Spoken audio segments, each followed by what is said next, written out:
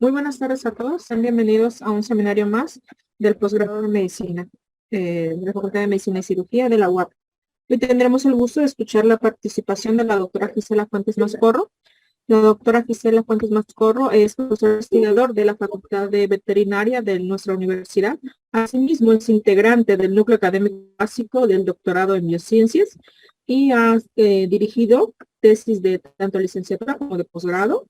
Actualmente nos encargó un laboratorio de investigación en la misma Facultad de Veterinaria y compartió sobre una de sus líneas de investigación en la cual trabaja actualmente.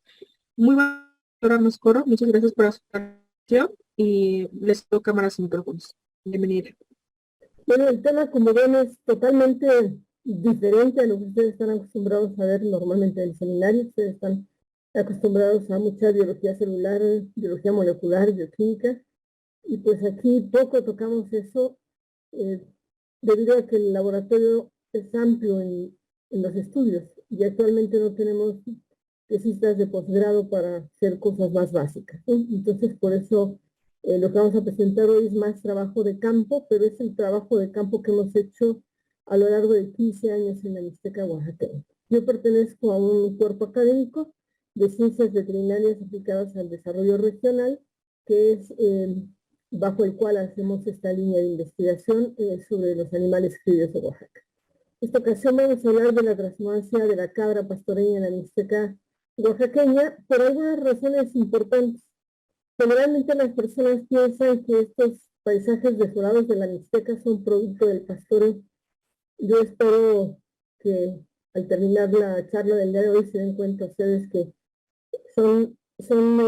la causa de esto es cualquier cosa menos el pastoreo.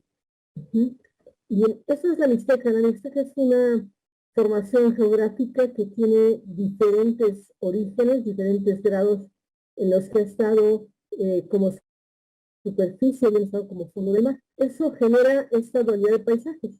También es la zona del mundo con mayor riqueza de xerófitas. Entonces el ecosistema no está degradado porque las cabras hayan pastoreado en él, simplemente una de las razones por las cuales tiene paisajes tan diferentes, pues es esta que traté de resumir a ustedes en esta tabla. Lo interesante de esta tabla es que ustedes se dan cuenta que vamos del lado izquierdo pasando por las diferentes eras geológicas y cada parte de la Mixteca surge y desaparece justo en el momento que le da la gana. Y eso nos genera esta diversidad de ecosistemas que podemos encontrar. Si lo vemos de manera gráfica, esto sería lo que estaba en la tabla. Nosotros nos centramos aquí donde está Oaxaca, estaríamos aquí en la era mesozoica, en el periodo cretácico, y si ustedes ven, pues no hay Mixteca, ¿no? Conforme va evolucionando el tiempo, pues empieza a aparecer y a desaparecer la Mixteca. Esta evolución de aparezco y desaparezco, como esta que tenemos aquí en el temprano hace 110 millones de años, permite que una Mixteca sea una fuente de fósiles, ¿no? Hasta que llegamos a la era antropozoica, cuando ya el hombre se estableció en la Tierra, y pues lo que tenemos es esto, ya la geografía como la conocemos, la estructura geográfica como la conocemos. Esta diversidad y subida y bajada de terrenos genera este tipo de problemas en la Mixteca. Todas las líneas que vemos son fallas geológicas que se dan a lo largo de toda la Mixteca y a lo largo de todo Oaxaca, justamente por ese origen tan diverso de cada parte del territorio. Eso nos genera entonces un movimiento geológico constante que podemos apreciar cuando vamos hacia la Mixteca y encontramos que las carreteras en muchos lados tienen estas fallas geológicas, ¿no? Que tienen diferente origen. Y algo que es interesante en la Mixteca es que esta zona que da a la supercarretera fue un jardín, ¿sí? Estuvo muy verde, pero en el Jurásico. Quiere decir que la Tierra va evolucionando a lo largo del tiempo y no siempre es verde. Esa situación hace que esta parte que vemos sobre la supercarretera del Valle de Nochistlán, sobre todo, pues ahora sea una fuente rica, pero de fósiles, ¿no? Y efectivamente ha permitido estudiar muchísimo la vegetación del periodo Jurásico. Otra consecuencia de esta diversidad de terreno es lo que vemos en esta fotografía. Todas las S son zonas de erosión y las S son zonas de suelo. Fíjense que estamos en un tramo de terreno muy pequeño y tenemos gran erosión y poco suelo. Y esto se debe a las pendientes y los tipos de suelos. Pues la causa principal de estos paisajes son las inclinaciones de la Mixteca, el origen geológico de la Mixteca y sobre todo el escurrimiento que se da. Los suelos no retienen el agua y entonces se dan estos escurrimientos brutales. Sin embargo, nosotros a lo largo de esa zona de la Mixteca podemos encontrar estos bordos que la gente ha hecho para retener el suelo y poder cultivar. Lo único que me gustaría hacerles aquí énfasis es en que estos bordos son de antes de Cristo. Es decir, fueron hechos por los primeros cazadores recolectores que llegaron a Nochistlán. Quiere decir que la Mixteca estaba así mucho antes de que llegaran las cabras. Algo importante en la Mixteca es que, bueno, pese a que está muy inclinado su suelo, pues de todos modos es mucho corazón, ¿no? Y esto también es la Mixteca. Algo que hay que reflexionar cuando vamos a la Mixteca es que la Mixteca es el país de la lluvia. Los mixtecos se denominan Ñuusabi, que es la gente del pueblo de la lluvia. Cuando llegaron los aztecas, denominaron a esta zona Mixtlán de nube y lugar de las nubes. Quiere decir que es una zona donde hay lluvia. El problema es que la lluvia cae y se evapora 3 veces más rápido de lo que cae. Y la poca que queda se escurre. Entonces esto nos da este tipo de paisajes en temporada de lluvia. Y consideramos a la Mixteca por la elevación de sus montañas, entonces la Mixteca se divide en 3 zonas.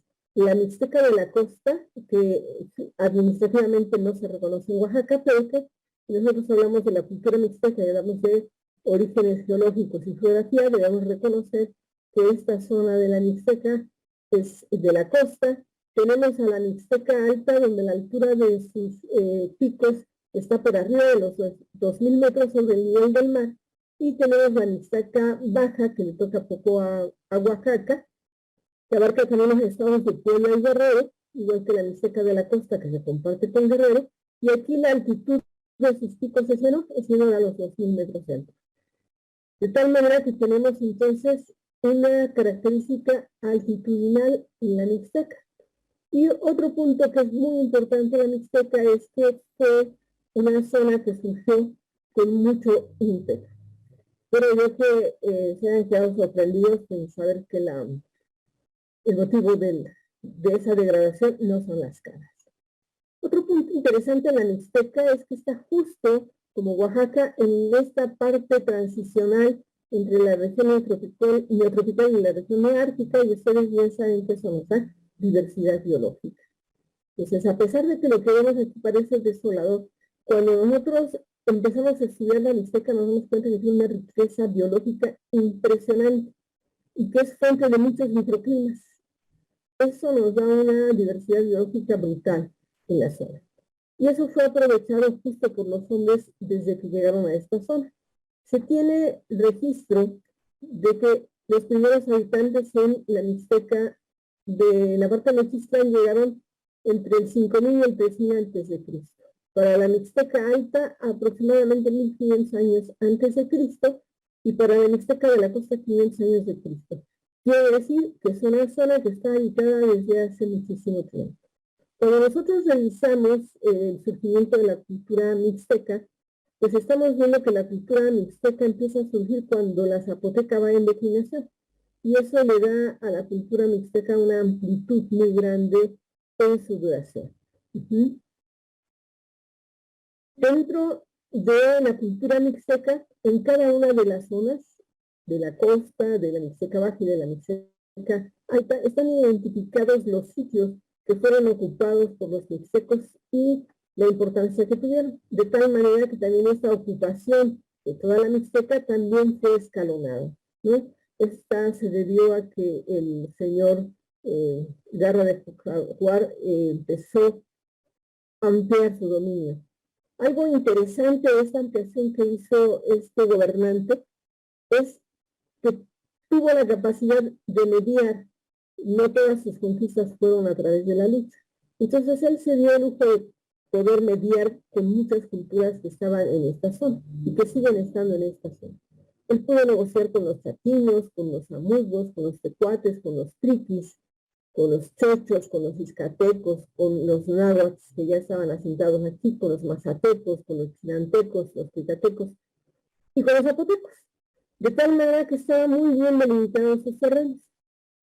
La mayoría de los terrenos que se consideran parte de la mixteca, de la cultura mixteca, fueron negociados a través de casamientos por este señor Ocho Venado Garra de Jaguar. De tal manera que la mixteca parecía un territorio que vivía muy bien, vivían tranquilos, aprovechaban esta sinergia entre pueblos, pero no hay que olvidarnos que dentro de la mixteca quedaron pueblos que no estaban incluidos en esto, que habían trazado sus fronteras y dijeron nosotros no somos mixtecos. Eso generó también muchas disputas, muchos problemas, y esto fue aprovechado por los aztecas. Los aztecas llegaron a esta zona de la mixteca y lo que ven ustedes de ver es todos los lugares donde los aztecas pedían tributo. Este aprovechamiento que hicieron los aztecas se debió en una gran parte a que los zapotecos empezaron a faltar a los acuerdos que tenían con los mixtecos. Y como los zapotecos ya estaban empezando su declive, pues los mixtecos empezaron a invadir los valles centrales. Algo que es importante es considerar que los mixtecos desplazaron a los zapotecos de los valles centrales de Oaxaca.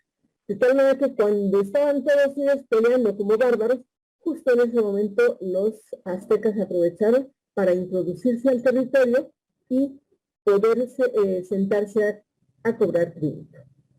Llama la atención cuando uno estudia la mixteca los caminos que existen. El mapa que está con el inciso A son los caminos prehispánicos. Todos estos caminos ya existían antes de que llegaran los españoles. Estos caminos están trazados calculando que el Tameme camine suficiente y encuentre fuente de agua. Entonces, una característica de todos esos caminos que trazaron las culturas prehispánicas es esa. Los hombres caminaban y llegaban a un punto donde podían guarecerse, tomar agua y pasar la carga al siguiente Tameme o hacer el siguiente recorrido. Y llama la atención el gran comercio que tenían los mixtecos hacia la zona de Veracruz, hacia la zona de Mesoamérica. El intercambio comercial que tenían era muy grande.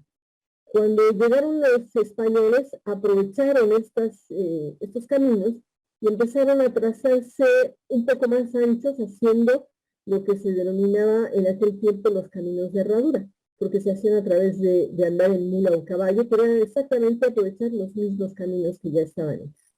Cuando el comercio floreció con más ímpetu, que fue bastante en esta zona, empezaron a utilizarse carretas y entonces los caminos se consideran para esta época como los caminos primero de herradura y después de carreta. Y si nosotros analizamos las vías de comunicación de Oaxaca, yo me atrevería a decir que estaban mejor en la época prehispánica que ahora. Había un mayor comercio de Oaxaca. Esto nos da un panorama más o menos de pues, qué es lo que los mixtecos hacían. Estando en este punto en el que estaban en disputa y llegaron los aztecas, pues poquito después de que llegaron los aztecas, llegaron los españoles a América. La llegada de los españoles estuvo marcada por la traída de muchos animales, de todo lo que ellos comían, porque no iban a encontrar aquí lo que ellos comían, y empezaron entonces a traer los animales. La forma en que empezaron ellos a traer a los animales es muy difícil transportar en esta época animales grandes, adultos. Lo que ellos hacían era fundamentalmente traer animales jóvenes y soltarlos en las islas de manera libre para que se reprodujeran y pudieran después, en lugar de traerlos desde España, pues solamente recurrir al Caribe y de ahí traer los animales hacia la zona de tierra. Esta fue más o menos el origen de la mayoría de la ganadería de nuestro país. ¿Qué tan bien aprovechada fue la mixteca por los españoles? Pues bastante. La mixteca para 1521 tenía más o menos 2,5 millones de habitantes. Estamos hablando de 2,5 millones de habitantes que ahorita no tiene la mixteca. Estamos hablando de que estaba mucho más poblada en esta época que ahora. Esto fue aprovechado por los españoles y esa diversidad de climas y esta diversidad de lugares permitió que la mixteca fuera empleada como una fuente para grana cochinilla. La grana cochinilla ya la habían domesticado los mixtecos, ya la tenían en producción, tenían ya cepas de grana cochinilla, y eso lo aprovecharon los españoles pues con bastante ímpetu. En algunas zonas de la Mixteca el trigo se dio con bastante buen resultado, y algo que poca gente sabe es que Oaxaca se convirtió en el primer estado de la República en producir equinos. Los mejores equinos del siglo XVI y el siglo XVII se producían en Oaxaca, y aún encontramos en la zona de Mixteca algunos equinos de Villalía. Algodón también se trajo, las jícaras que ya eran parte de lo que se comerciaba en ese tiempo, y por supuesto había que buscar el oro, ¿no? Era algo fundamental. Afortunadamente para los mixtecos, sus minerales no están tan en la superficie, y por lo tanto con la tecnología que traían los españoles en ese tiempo, pues rápido se acabaron lo que había en la superficie. Otra fuente importante de comercio fue el CAE y las plumas. La diversidad de aves en la Mixteca de la costa es brutal. Tenemos una gran variedad de aves migratorias. Y entonces, bien saben ustedes que el arte plumario era fundamental para los guerreros aztecas. Por lo tanto, la Mixteca era un lugar que producía bastantes plumas y que las enviaba como tributo. Por supuesto, venado, conejo, gato montés, marta, puma, pecarija, guarizorras. La buena noticia es que pese a que comerciaron todo esto, todavía lo encontramos en la Mixteca. Dentro de los primeros comercios o de las primeras producciones que los españoles intentaron establecer en la zona de la Mixteca está la minería, que rápido se la acabaron, y los gusanos de seda. Un par de españoles llegaron aquí a Yanguitlán y empezaron a promover el trabajo con grana cochinilla. Perdón, con seda. Esto es en la zona de Nochistlán. Estos dos españoles que llegaron hicieron un acuerdo con las comunidades, empezaron a enseñarles a hacer toda la producción, y al final, cuando las comunidades ya tenían dominado todo el cultivo del gusano y la extracción de la seda, cobraron estos españoles únicamente los gusanos con los que habían empezado, ¿sí? Raro encontrar casos como este de comercio justo en esta época. Los dominicos se encargaron de hacer una promoción del cultivo de la grana cochinilla. Esto fue, podríamos decir, que el oro de la conquista en la Mixteca. Estaba financiada y comercializada por los repartimientos. Recuerden que muchos de nuestros indígenas se murieron por las enfermedades que llegaron a la zona, y entonces los españoles, como quedó una población muy baja, lo que hicieron fue concentrarlos y repartírselos.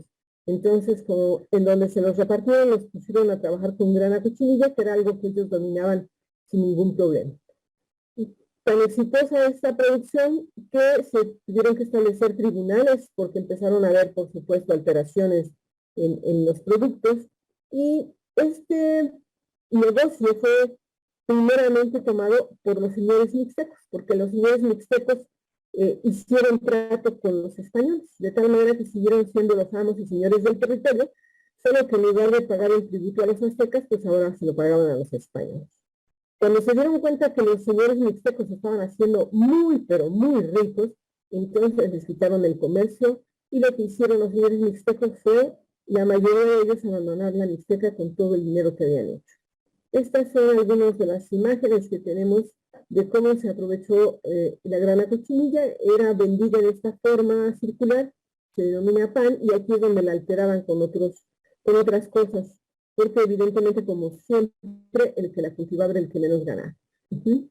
Decíamos que en la Mixteca hubo una reducción de habitantes muy, muy pronunciada. Esto es solo la Mixteca alta, acuérdense, llegó a más de 2 millones de habitantes, y concentraron a esos habitantes en la grana cochinilla, brutalmente. ¿Qué tan brutalmente? Entre 1805 y 1809 no se les ocurrió sembrar qué comer, y entonces tuvieron una crisis, porque todo estaba ocupado con grana cochinilla, y no era suficiente la comida, tuvieron que importar comida a la Mixteca.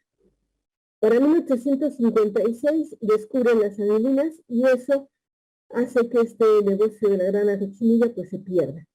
Existen registros de cuántas poblaciones en cuántas poblaciones se quitó todo lo que había en el ecosistema y se sembró nopal para la grana cochinilla. Es un mapa de los primeros sitios de producción de grana cochinilla en Oaxaca, cuando la cochinilla estuvo en auge en la zona. Entonces, una de las cosas que debemos agregar a la erosión de la Mixteca es el monocultivo del maguey, de estos nopales, perdón. Ustedes me van a decir, bueno, y las cabras, doctora, no era de cabras la plática. Bueno, ya vimos el comercio más fuerte de la Mixteca a la llegada de los españoles y hasta el siglo XIX. Bueno, ¿de dónde llegaron las cabras? Pues las cabras llegaron de España, llegaron con los frailes. Estas son las razas que se supone que dieron origen a lo que se denomina razas criollas en términos generales. Y las cabras que tenemos ahora, pues ya no son como las que les dieron origen. Estas son las que ven ustedes aquí, son las que les dieron origen. Conservan un poco los cuernos, pero en nuestras cabras van hacia atrás. Esta es otra cabra, la retinta externa, y de ellas conservan más o menos las orejas, el parado de las orejas. Estas orejas son características de las pastoreñas. Algunas cabras de color café o color canela podemos encontrar en la Mixteca en las zonas que no hacen transhumancia fundamentalmente. De tal manera que para poder hacer esta ganadería extensiva, pues los españoles primero trajeron esclavos africanos, porque evidentemente las culturas prehispánicas no sabían hacer pastoreo, ¿no? Porque no habían domesticado a los animales que tenían. Ellos ocupaban el recurso, solo tenían domesticadas algunas aves, a los guajolotes, algunos perros, pero lo demás era cacería. Entonces los españoles trajeron esclavos africanos y también trajeron su sistema de transhumancia para esa producción pecuaria. Fue muy fácil producir aquí al inicio porque toda la extensión de terreno de nuestro país estaba libre para ellos, ¿no? Entonces, todavía encontramos en algunas zonas del país descendientes de este ganado que se les escapó y se hizo silvestre, ¿no? En el norte del país hay una colonia muy grande de cerdos salvajes que provienen de esas épocas en las que los animales, pues, se les escapaban y se fueron generando sus grupos y asilvestrándose nuevamente. De manera que el animal al que la zona le sentó perfecto, el animal que tenía todo en su cuerpo para vivir en esa zona eran las cabras. Quiere decir entonces que fue muy exitosa la producción de ovinos y caprinos en transhumancia. Más de caprinos que de ovinos. Los ovinos caminan menos y arrancan más la vegetación. Como caminan menos y soportan menos con agua, fueron perdiéndose y los caprinos fueron los que predominaron en estos sistemas transhumantes, de los que también hay registro de bovinos transhumantes, sobre todo hacia la costa de Oaxaca. ¿Qué hacían estas haciendas volantes? Ellos no tenían terreno. Lo que hacían era arrendar al agostadero, tenían pastores fijos y traían tlaquehuales para trasquilar a los borregos y castrar a los caprinos. La lana hoy en día ya nadie la compra, pero algo interesante aquí es que la castración de los caprinos se sigue haciendo exactamente como en esa época. Evidentemente los pastores africanos fueron poco a poco desplazados por los pastores que descendían de los aztecas. Y entonces eso generó una intromisión de los pastores que hablaban náhuatl hacia la zona mixteca y generó que esta mezcla de lenguas diera origen a algo que se conoce en la caprinocultura como el lenguaje pastor y que ya podríamos decir que ha desaparecido. ¿Qué tan intensa fue esta transhumancia? Bueno, para 1620 se calculan que había en transhumancia de esa zona 200,000 cabezas de ganado.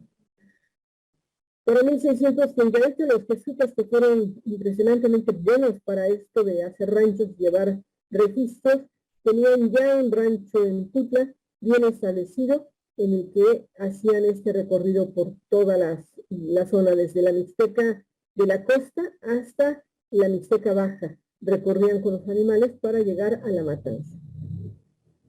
Para el siglo XVIII había ya consolidado engordadores con sistemas de transhumancia. Más o menos este sistema dura de 6 a 8 meses. Y existía un comercio muy interesante que iba desde Tehuacán en Puebla hasta Tlapa en Guerrero y Tlaxiaco en Oaxaca. Este triángulo es la zona por la que pastoreaban estos rebaños. Si ustedes se fijan, estamos solo de paso por Nochistlán. No era una zona de gran pastoreo, aunque su museo le adjudica a las cabras la erosión. Pero a los jesuitas pues los expulsaron. Y entonces, ¿qué pasó con todas esas cabras? Pues cambiaron de manos. La gran mayoría se quedó en manos de españoles y mestizos. Pero aquí sucedió un fenómeno que no sucedió en otras producciones. Los grupos prehispánicos empezaron a ser propietarios de los rebaños. ¿Qué tan eficiente era la producción? Bueno, algo interesante para las cabras es que son parte de la historia de nuestro país. El sitio de Huacuapan pudo ser mantenido 111 días justamente por la población de cabras que tenía, ¿no?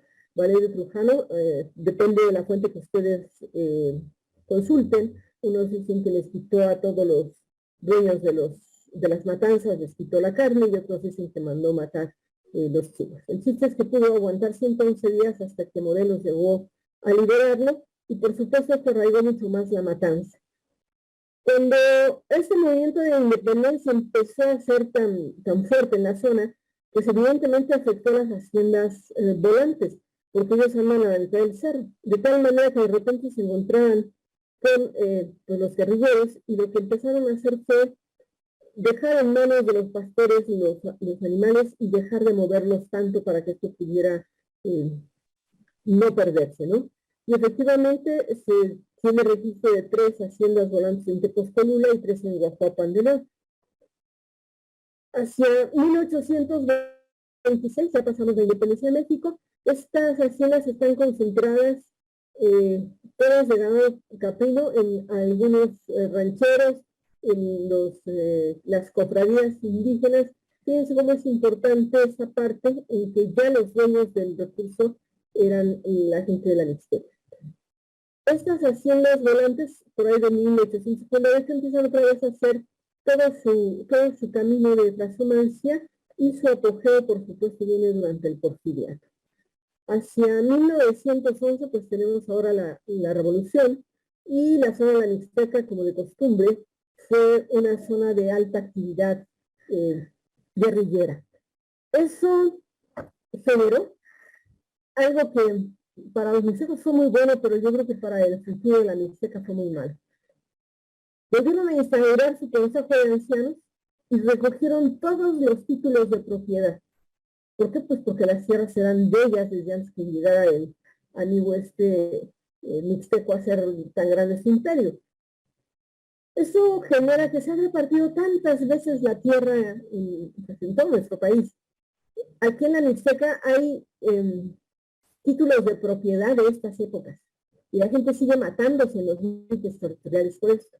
Esto es importante considerarlo, porque esta costumbre de defender tu territorio con tanta fiereza es parte de lo que ha hecho que la Mixteca no progrese en comercio.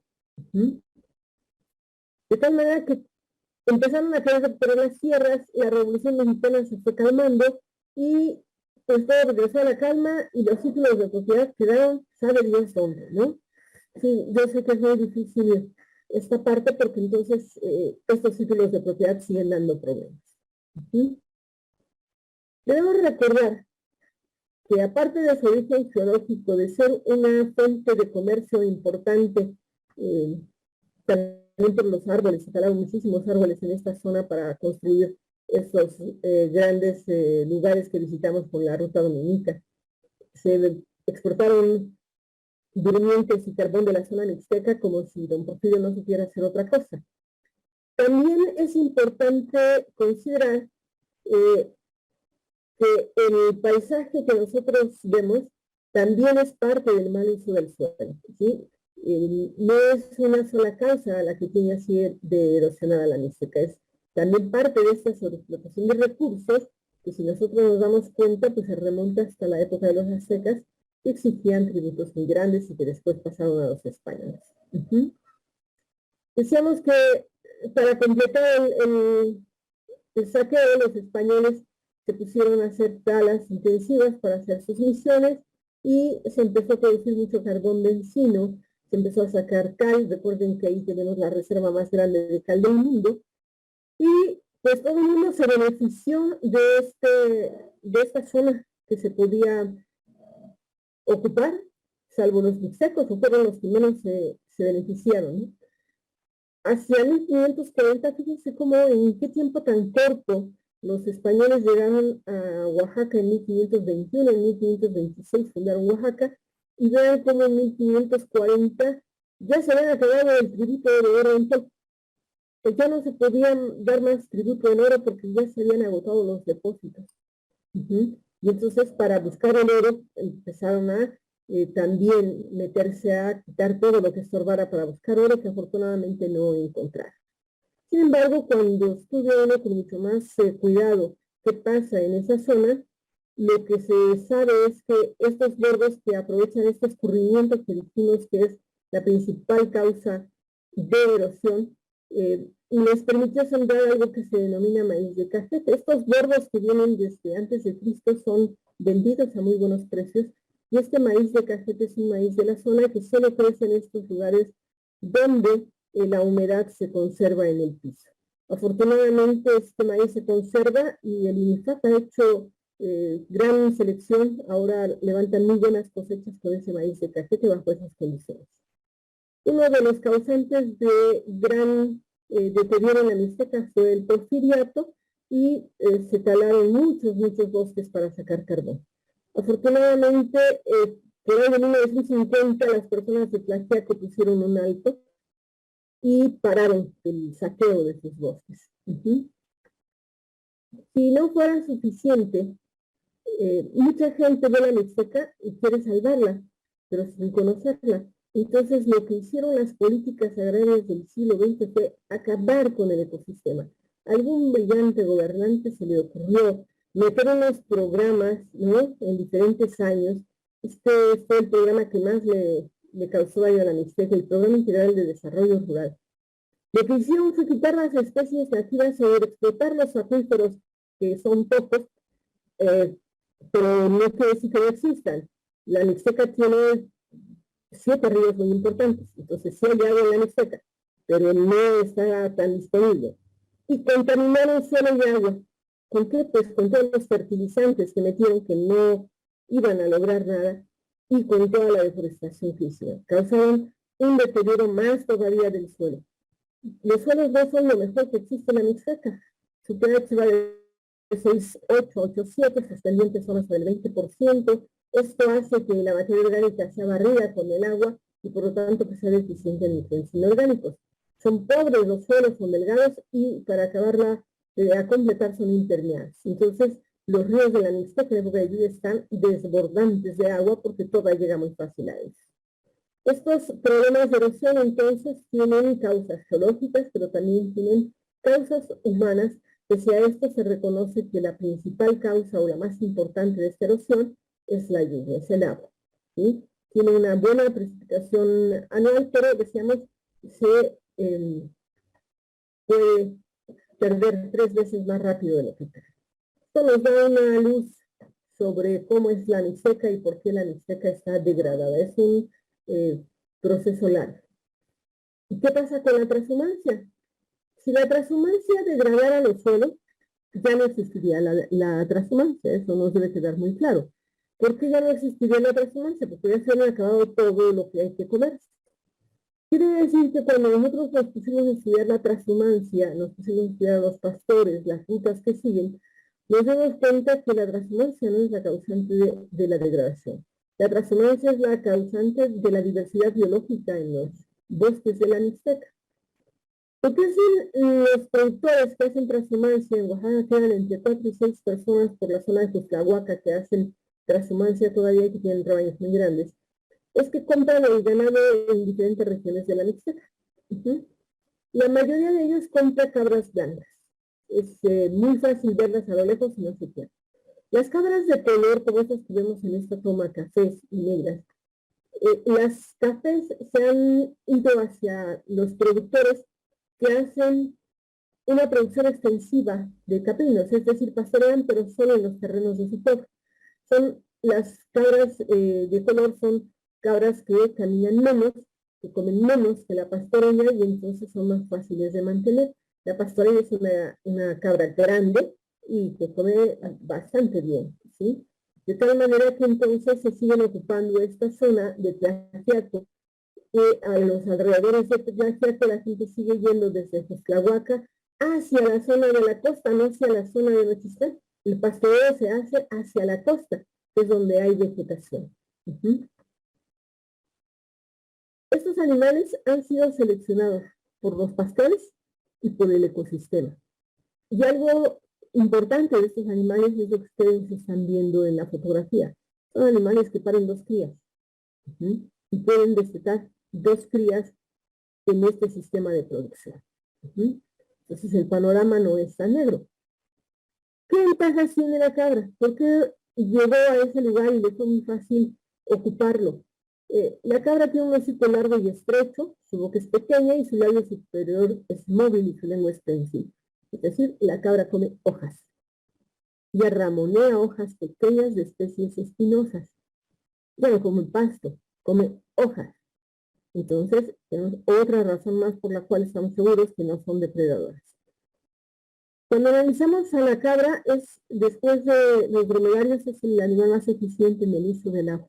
Produce mayor cantidad de saliva y entonces su masticación es completa, camina a grandes distancias y obtiene el agua de las hojas que consume. Es decir, yo puedo tener una cabra un mes sin tomar agua en estado líquido y no la requiere porque la consume de estas hojas que ya ocupa.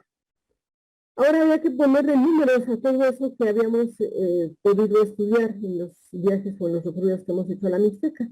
Y para eso pues requerimos estudiantes que tengan muchas ganas de caminar la Mixteca y generalmente son alumnos de esa zona, ¿no? Aquí pueden ver ustedes, estos 2 chicos son agrónomos y la chica de morado es veterinaria. Entonces ellos se dieron la tarea de recorrer toda la Mixteca a pie para hacer esta parte de la morfometría de las cabras, que es el primer acercamiento que los veterinarios tenemos para distinguir unas razas de otras, sus medidas morfométricas. De tal manera que hemos realizado estas medidas sométricas por lo menos en 3 o 4 ocasiones por diferentes zonas de la Mixteca para poder tener muy clara la diferencia entre hembras y machos. De rosa están las hembras y de azul están los machos, y cada medida corresponde a una tesis diferente. Es decir, nosotros nos mantenemos al pendiente de cómo están estas características. El peso corporal tiene gran variación en algunas épocas por el tipo de sistema que se fue a revisar, ¿no? Que fue el extensivo. Invitamos a los caprinocultores a que nos enseñaran lo que saben y a que nosotros pudiéramos contarles lo que habíamos investigado sobre sus cabras. De tal manera que así nos fuimos a hacer el primer concurso de cabras criollas, lo hicimos a través de fotografías que los estudiantes tomaron para que no se desplazaran los animales. Y estos son nuestros primeros productores en diferentes regiones de la Mixteca, y lo que están viendo ellos es, se puso el ejemplar que cada uno de los productores escogió para el concurso, y cada uno de los productores tenía que darnos su referente de ese animal. Si lo llevaría a su rebaño y por qué lo llevaría a su rebaño. En estas ocasiones nos dimos cuenta que estaban empezando a elegir animales sin cuernos. Entonces ahí entra pues la parte que nosotros conocemos, les explicamos la relación que existe entre los niveles de testosterona y dihidrotestosterona con la presencia de cuernos. En caprinos, los cuernos indican que hay espermatogénesis en los testículos.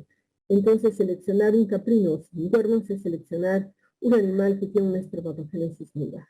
Afortunadamente nos ha dado resultado y hoy podemos decir que en el sistema de transhumancia la gente prefiere, quitó esos machos que no tenían cuernos, han regresado los animales con cuernos, y lo que hacen en el sistema transhumante es que dividen los animales en algo que ellos denominan trozos. Cada trozo puede ir de 900 a 1500 animales. El productor tiene trozos que son pie de cría y trozos que son para la matanza. Pues lo que ustedes pueden ver aquí es primero algunas de las campañas de vacunación ya han llegado, aquí pueden ver los aretes, y segunda pueden ver ustedes a madres y crías en el mismo trozo, ¿no? Aquí los pastores se van con los animales, el pastor se lleva todas sus cosas, sus hijos, toda su familia, y vive aislado del bullicio y la falsa sociedad entre 6 y 8 meses. Y por supuesto son personas muy, muy calladas, a las que cuesta mucho trabajo sacarles la información. Y esa es la ventaja de las cabras, ¿no? Se puede parar en dos patas y puede comer las hojas de los espinos que hay en la zona de la Mixteca. Entonces, en las zonas de Tlaxiaco, donde hay bosque, las ocupa los poblados, rentan las tierras para que entren a quitar los arbustos, las cabras, y eso reduzca la propagación de incendios en la zona de la Mixteca. Es una función que tienen estos animales y que nadie reconoce. Vean ustedes cómo, igual que la jirafa, ella puede estar junto a los espinos y no le pasa absolutamente nada a su boca. Esa es una capacidad que solo ella tiene, que no tiene un borrego, que no tiene una vaca. Los pastores rotan las áreas de pastoreo, rentan áreas en las comunidades y descansan en el agostadero de acuerdo con su experiencia. Estamos hablando de 500 años de experiencia en el agostadero. Carecen de infraestructura. Ellos cargan todo pues en sus mulas y la infraestructura que utilizan es muy, muy poca. Seleccionan a los animales de su propio rebaño, a los machos, y van rotando machos. Al principio nosotros cuando vimos que seleccionaban los machos del mismo rebaño nos preocupamos, pero los estudios genéticos que hemos hecho nos demuestran que han hecho un trabajo impresionante los productores.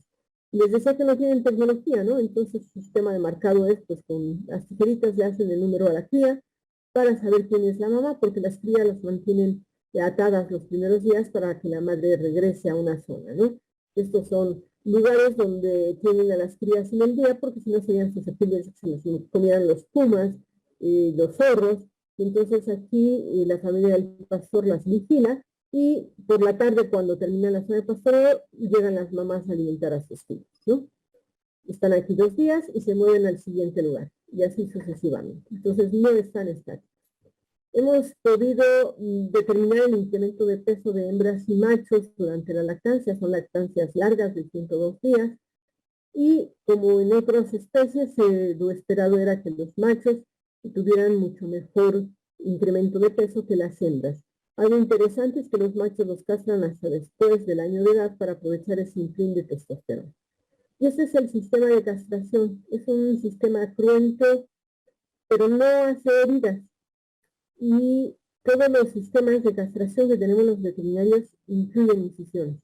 Entonces estamos tratando de aprender su sistema de castración y de encontrar un mecanismo de quitarle lo cruel al sistema, ¿no? Este sistema se llama elastración, consiste en subir el testículo para que esté en una zona más caliente y deje de hacer espermatogénesis. Es muy efectivo, no genera heridas, entonces no hay infecciones, más que mucho sufrimiento de los animales, ¿no? Dirían los pastores, pero no sufren mucho, doctora, a los 3 días se levantan y se van al campo, ¿no? Bueno, yo creo que sí sufren mucho, pero bueno, es lo que tenemos, y es una de las cosas que estamos buscando, cómo poder hacerla de mejor manera. Tienen separadas a las hembras gestantes y lactantes de los machos, tienen un control sobre el empadre, sus hembras paren 2 veces al año, algo que nos costó mucho trabajo comprender, porque los animales destabulados difícilmente paren 2 veces al año. Y diría el productor con el que estamos trabajando ahorita en Cuitlahuaca, pues me van a disculpar, pero yo les puedo mostrar que mis cabras paren 2 veces al año, ¿no? Y efectivamente, son animales cuya gestación es muy larga, es de 150 días, y se dan el lujo de entrar en estro de inmediato y poder ser cubiertas por los machos. Para los que hacen transhumancia, esta es su única actividad. Los pastores que hacen transhumancia solo se dedican a eso. No pueden hacer otra cosa porque quedan 8 meses con los animales en los montes. ¿A dónde se venden los animales? Generalmente a la matanza de Tehuacán y de Huajuapan. Algo que es muy triste en este sistema de producción es que los oaxaqueños casi no comen cabra. Eso es algo muy, muy triste. Entonces se va toda para fuera del estado. El dueño del rebaño da el desparasitante. Él lleva el desparasitante para los animales, y generalmente esto lo estamos también tratando de enseñarles a hacer un mejor manejo, ¿no? Los veterinarios de la zona no van hasta donde están los animales, créanme, es difícil. Estamos hablando de que te bajas del vehículo, del camino, y tienes que caminar 3 horas en medio de la nada, pasando por donde están serpientes, pumas, y ya que llegas al lugar donde están las cabras, tienes que trabajar. Y ya después de trabajar no tienes energía para caminar 3 horas más y salir de ahí. Entonces se tienes que quedar hasta allá. De tal manera que los veterinarios eso pues lo cobran caro porque están perdiendo un día de trabajo. Entonces los productores se ven la necesidad de hacer ellos el trabajo. Y lo que estamos tratando nosotros de hacer es pues, una capacitación para mejorar estas condiciones. Aquí tenemos otro rebaño y está muy cerca de una parte que está cercada. Esto es una cerca, entonces el pastor se asegura que ningún animal traspase la cerca para que sigan pastoreando justo lo que les corresponde, ¿no? El pago que hicieron. Dentro de este sistema de producción, también otro sistema amplio en la Mixteca que sí causa algo de erosión, es el sistema extensivo. Este es un sistema diferente, no caminan tanto, caminan solo sobre la región en la que viven, tienen un corral nocturno donde proporcionan agua a sus cabras, pero estos señores sí son menos cuidadosos con depredar el ecosistema. Entonces estamos trabajando muy fuerte con ellos. Los animales consumen muy bien los forrajes nativos, esa es una ventaja. Y algo interesante, las cabras pastoreñas es que tienen todavía un gen recesivo que da a estos animales oscuros.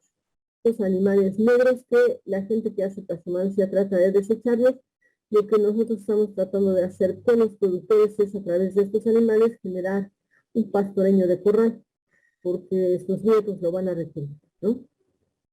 Decíamos que estos defensivos son los que causan depredación por este sistema. Ellos amarran a los animales y si tienen flojera o están enfermos los señores o no quieren caminar, pues vuelven a pastorear al animal en el mismo lugar.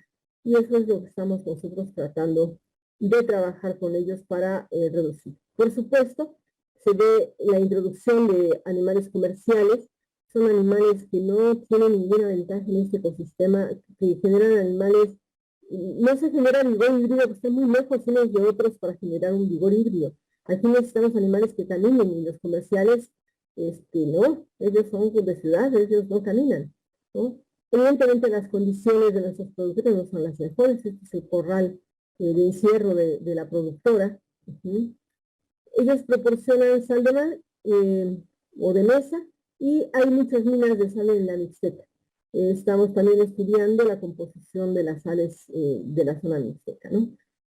El general de estos productores es que sus cabras pastoreñas son más chaparritas y ellos generan sus propios sistemas de identificación, ¿no? En el caso de este productor, él hace muestras en los animales. Regresamos aquí donde el animal come lo que hay en la vegetación, lo que es nativo, pero aquí lo tienen amarrado y eso es un problema. Hemos entonces enseñado a nuestros productores sistemas que quiten esta desparasitación a su libre albedrío. Los hemos capacitado en sistemas de desparasitación eficientes que hay en la medicina veterinaria y les hemos enseñado a ser ellos mismos quienes apliquen los productos. ¿Qué hemos logrado en este tiempo? Bueno, hemos logrado un cambio en la forma en que los productores se asumen. Cuando nosotros llegamos a la Mixteca, ellos decían que eran chiveros. Les preguntamos, ¿a qué se dedica? Yo soy chivero. Si ustedes van a la Mixteca hoy en día, el productor le dice, yo soy productor de cabra pastoreña. Hemos logrado que se den cuenta que tienen un animal puro, un animal altamente valioso, cuya carne es exquisita. Y que por supuesto lo que le hace falta es un buen canal de comercialización. Este trabajo no lo hacemos solos. Aquí hay gente de la UNAM, del Colegio que también con nosotros, y algo que a mí me gusta mucho de todos los investigadores que trabajamos con cabras en la Mixteca, es que mantenemos una comunicación constante. Tenemos la fortuna de conocernos algunos de tiempo, algunos de ellos fueron maestros míos, y eso nos ha permitido tener una constante comunicación para que cada uno estudie lo que tiene posibilidades de estudiar y lo que sabe. Entonces, eso hay que considerar. De parte nuestra, tenemos ya publicado el fenotipo de toda la zona de la Mixteca, ya establecido el perfil racial, Esta fue una tesis de doctorado de un chico en el colegio de posgraduados, pero el chico estuvo bajo mi tutela. Y fue el trabajo de repatriación del doctor Miguel Ángel Domínguez. Él trabaja biología molecular, el doctor hizo en Córdoba el análisis de los microsatélites para saber si las pastoreas estaban cerca de las razas que les dieron origen. Encontramos que no, que la pastoreña es ahora una raza diferente, es una raza única, con mucha variabilidad, afortunadamente para nosotros. Hemos colocado los números en todos los eventos que hemos podido, porque esto lo requerimos para hacer los libros genealógicos y poder darle a este animal mejor valor. Entonces, hemos sacado los parámetros, tenemos las edades, la duración de los ciclos estrales, de la gestación, su prolificidad, el estro posparto, cuánto se tarda, las épocas de parto, porque están cargadas evidentemente por lo largo de la gestación, cuánto pesan al nacimiento, no son crías chicas, la duración del destete, cuánto incrementó y cuál es su peso al destete, y las mortalidades son mucho menores que en todos los demás sistemas que ustedes se puedan imaginar. Solo hay mortalidad en época de frío o en época de lluvia, y es por negligencia del productor, no del animal. Hemos trabajado en orientar mejor los corrales para disminuir los efectos del clima en sus animales. ¿Qué tan caros son los productos? El chito, que es el producto estrella, digamos, está en 800 pesos el kilo, o 61.2 dólares. El problema del chito es que no se consume en Oaxaca. La ventaja del chito, como quieren ver, el chito se va para Puebla, para la Ciudad de México. Después ellos denominan chicharrón a la falda, a las ubres, los meten a freír junto con la grasa que tienen las cabras, y venden los chicharrones, que son muy apreciados en la zona. A mucha gente no le gustan, pero para mí son muy sabrosos, acabados de hacer, ¿no? Los huesos descarnados, que son con los que se hace el mole de caderas, andan por ahí de los 7 a los 9 dólares. Algunos consumen la carne fileteada, pocos, y la cabeza también se consume mucho, se hace al horno la cabeza, también es un consumo bueno el que tiene. Hemos tratado de andar por todas las zonas de la Mixteca haciendo esta parte de que los señores se sientan orgullosos del animal. Hemos hecho concursos. En los concursos lo que hacemos es enfatizar las características que le permiten al animal hacer el pastoreo. Hemos tratado de una manera muy gentil y junto con ellos ver cómo una elección de patas es tan importante, la elección de los hocicos es tan importante, y ellos han visto los resultados de esto, de tal manera que tenemos ahora pues productores orgullosos. Este es un médico veterinario de la zona de Mixteca que estudió conmigo en la UAM, y como pueden ustedes ver, pues ellos están creando sus animales, están conscientes. El municipio de Tezotlán Segura y Luna le pone billetes a los concursos para que el productor pues se lleve una ganancia económica en esto. Hemos recorrido con ellos y junto con diferentes maestros de la Facultad de Veterinaria, estudiantes de nuestra facultad, de la UNAM, de la UAM, de muchos lugares de México, hemos recorrido con estos productores. Aquí se les está enseñando un método que se llama FAMACHA. Es un método en el que en una tablilla ves lo pálido del ojo de la cabra, y entonces eso hace que decidas si lo desparasitas o no. Hemos tenido la ayuda, por ejemplo, la doctora Noemí, que es la patóloga de la facultad, ella se jubiló, jóvenes de la UNAM que son de Oaxaca y que han hecho mucho trabajo. Y por supuesto, pues siempre les damos a nuestros productores una constancia de que están capacitados. Esa parte es muy importante. Nosotros nos hemos dado cuenta de cómo se alegra la vista de nuestros productores después de que los torturamos durante 3 días, porque no se puede más, porque hemos tenido que llegar al extremo de pagarles el pastor para que ellos puedan ir a los cursos de capacitación, ¿no? Eso es algo difícil, es algo que dificulta mucho nuestro trabajo, que es la actividad que hacen todos los días. Cuando nosotros los requerimos fuera de su lugar, con los recursos federales que hemos bajado, pues pagamos los pastores para que el productor pueda ir a capacitarse. La capacitación es tanto en aula como en campo. Estas son la doctora Carlina, que es la que más sabe de cabras en Oaxaca, y la doctora Araceli, trabajando con el productor muy de cerca, ¿no? Esta chica es egresada de nuestra facultad y lo que están haciendo es enseñar a los productores a colocar ellos los medicamentos, la desparasitación, porque el veterinario no va a ir hasta allá, ¿no? Nosotros capacitamos parejo, hombres, mujeres, niños, todo aquel que quiera escucharnos será bienvenido y bajo las condiciones que sean necesarias. Llevamos el laboratorio, si es necesario, hasta allá. De manera que este es un trabajo en equipo. Cada parte del equipo tiene un trabajo que desarrollar y eso nos ha permitido una muy buena evolución con los productores. ¿Qué tan importante es la caprinocultura en Oaxaca? Miren, esa es la contribución de Oaxaca a la producción nacional. Oaxaca produce más del 10% de las cabras de este país. Más del 10% de las cabras de este país. Y el 50% de eso se produce en la Mixteca. ¿Qué estados son los que predominan en población de cabras? Oaxaca y Puebla. Y mucho de lo que se reporta en Puebla son cabras de Oaxaca. Entonces, porque los poblanos están apostándole a la caprinocultura muy corta, muy de corral. Entonces ya no encontramos transhumación. Pero encontramos buena población y han surgido otros estados como Coahuila, Zacatecas y San Luis Potosí, donde sus gobernantes se han dado cuenta que en lugar de combatir los huizaches, que era lo que hacían antes, pues ahora meten a las cabras para que se coman los huizaches. Si ustedes se dan cuenta, los estados que predominan en esta producción son los estados que tienen mixteca, justamente el lugar más adecuado para la producción de cabras. ¿Dónde está la mayor parte de las cabras? En la mixteca. Más del 50% está en la Mixteca. Quiere decir que la Mixteca produce el 5% de las cabras de este país. Así de importante es la producción. Y algo que no ven los gobernantes de Oaxaca y que dan ganas de, me van a disculpar la expresión, pero dan ganas de azotarles la cabeza en el suelo a ver si se les quita lo tontos, es esto. Miren, es la participación del total nacional en las diferentes especies. Vean solo los números, 5.1, 3.6, 4.9, 13.6, 0.6, 10.5 y 5.8. La única producción pecuaria de Oaxaca que exporta es esta, la miel. Vean cuánto guajolote se produce en Oaxaca, el 10% del nivel nacional. Vean cuántas cabras.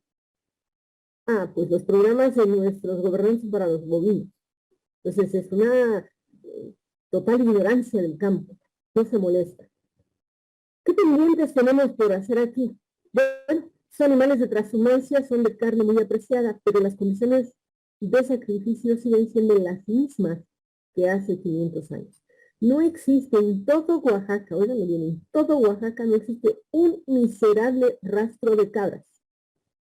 Sí existe una facultad de veterinaria que se hizo porque Oaxaca es el estado con mayor producción de cabras, eso sí existe, pero no existe un solo rastro.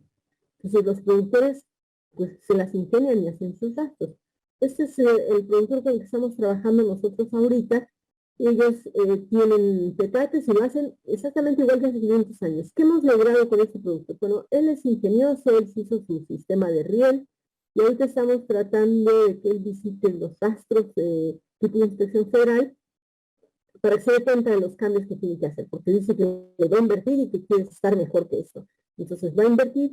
Lo que estamos haciendo con él es acercarlo con una persona que lo sepa asesorar y le permita a él ver cuán diferente es la producción y cuánto puede ganar con cambios muy sencillos. ¿Sí? Estas son las pieles, es una tristeza. Los guantes más caros para las manos son los de piel de cabra. Son los guantes más caros del mercado por un tipo de piel. Los zapatos más caros que hay en el mercado son los de piel de cabra. Y los señores de Guanajuato le quieren pagar a 20 pesos cada piel del producto. O sea, eso no tiene nombre, ¿no? Entonces las pieles están aquí esperando que encontremos un comerciante más decente, ¿no? Y lo que ustedes ven aquí es carne, es el chito. El chito se seca al cielo. Estamos trabajando con el Facit para buscar un sistema eficiente, higiénico para hacer esto, ¿no? Estos son los hombros. Los huesos son altamente valorados en las diferentes poblaciones porque el mole de caderas originalmente se hace con los huesos. Esa es la zona de calderas. El señor toda su vida la ha dedicado a hacer esto. Es su trabajo en la temporada. Ellos fríen aquí las costillas, la falda, las ubres, y después se venden, son altamente apreciadas. Y así se empaca el chito. El chito se empaca a la usanza todavía prehispánica, casi igual, desde el principios de los españoles. En ese tipo de estructura son petates, le permiten una ventilación a la carne y también es otro de los sistemas en los que estamos tratando de trabajar. Claro, algo que tiene 500 años de hacerse aquí, pues se ha metido mucho en la cultura de los pueblos. Esta es la familia de nuestro productor, este es el productor, este es Don Luis, y es la matanza que hace él.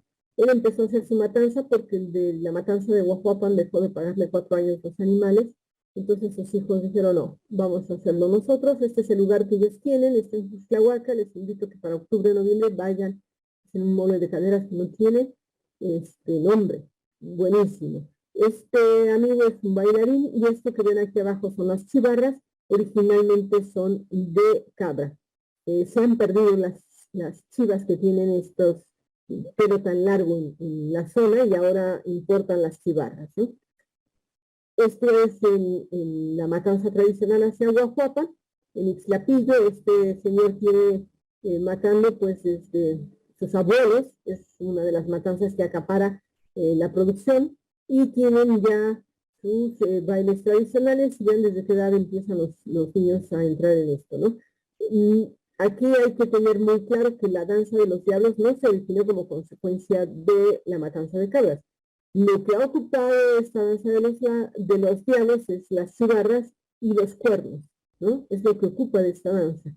Y estos fuetes que sirven para arrear al ganado. Y este es un delicioso mole de caderas que nos comimos hace unas semanas, créanme, de las cosas más sabrosas. Vean la cantidad de carne que tiene, es poca la carne que hay, y este es el productor que les menciono, él deja un poco más de carne en las caderas.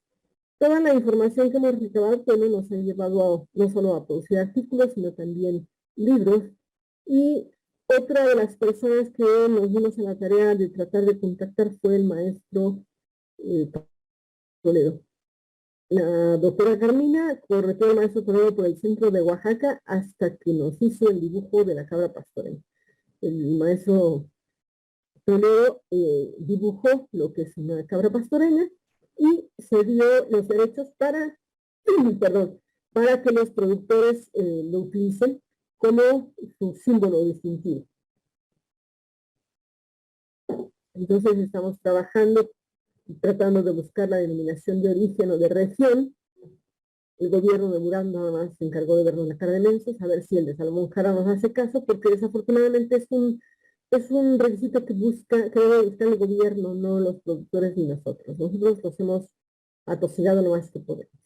Algo que debemos de conocer en el mundo es que el uso masivo de germoplasma exótico de lo que se llama alta calidad, o sea, animales comerciales, no ha resuelto los problemas de producción animal en los ambientes tropicales.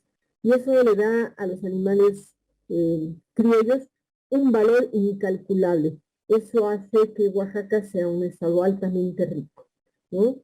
No vamos a combatir el hambre dándoles alimento, ¿no? Vamos a combatir el hambre con una mejor forma de distribuir los recursos. Eso es algo que debemos buscar. El mundo, la FAO, todos están combatiendo el hambre con cabras en el mundo. Entonces aquí pues brincamos de felicidad porque nosotros tenemos justo el animal ideal para combatir el hambre, ¿no? Es el animal que tenemos y lo tenemos todavía en una población bastante sana. Les voy a mostrar a ustedes, estos son los animales de la matanza del año 30. Esta es la salida hacia la matanza. Vean qué animales tan bonitos, es un desperdicio mandarlos a la matanza. Esos animales deberían estar como pie de cría y Oaxaca debería estar vendiendo pie de cría.